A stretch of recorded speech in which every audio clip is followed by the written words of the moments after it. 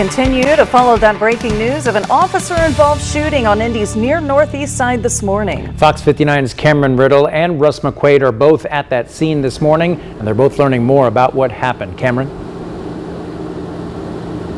And we just got an update here in the last half hour revealing more of the details about what happened in this latest officer-involved shooting, this time near the corner of 25th and Dr. Andrew J. Brown. We were told just after 4 o'clock this morning that this started with a traffic stop, but we now know that officers were originally in this area investigating a separate shots fired call.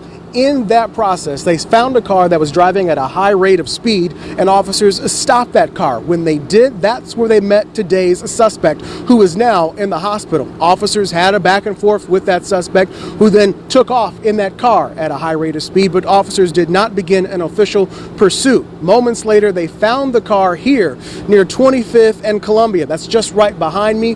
That car had then crashed into a pole. The driver of that car then got out and climbed into a tree, where IMPD officers eventually found him and shot him. That suspect has been taken to the hospital in critical condition. We're told no officers had been injured. In that press conference, you might have saw the hat or the hand of my colleague Russ McQuaid, who came out early to this scene to kind of figure out what has been going on. You just walked around the corner and can see what I can't see, which is that Lincoln that is next to a house and a pole. That's right, and Marcus, I'll step out of the way if you want to push into the blue house on the corner there. Just the other side of the porch, you can't see it from here. There's a Lincoln Continental up in the yard. You can see a trash can to the left. Somehow he maneuvered through that trash can, through a tree. You can see a police officer walking out or an evidence technician walking out now.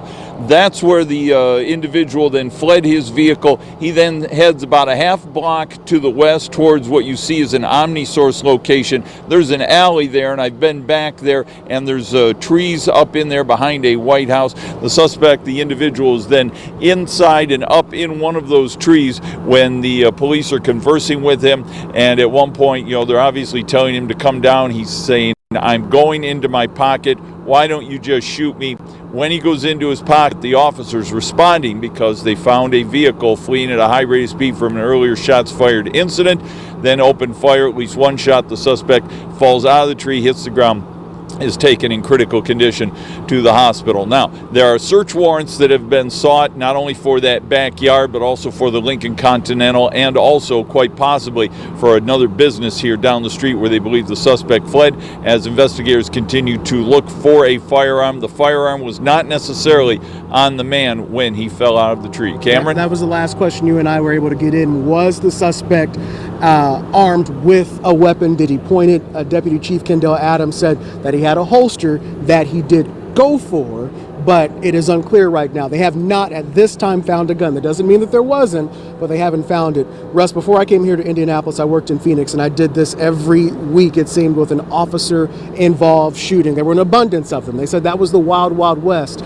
Here at home in Indy, you've been here for 35 years. You've never seen this many officer-involved shootings this quickly. Especially 9 since the 1st of August. And, of course, we asked those questions of Kendall Adams. You saw him live here on the Fox 59 Morning News just about a half hour ago.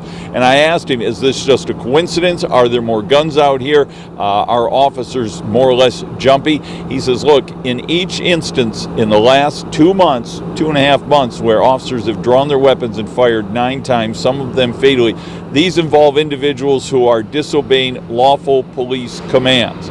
Even today, stop fleeing, show us your hands, surrender, do not put your hands inside your jacket. So while the police position is people are then, of course, disobeying police orders, and of course there is Supreme Court precedent that says if an officer feels he is in jeopardy or must protect the life of another, it is a legitimate threat and he is able to fire back. These are all questions we are going to continue to ask today and at this investigation as we take a look at the bigger question throughout the day on Fox 59 Morning News. Cameron? Russ, thanks for coming out and checking out the scene with us.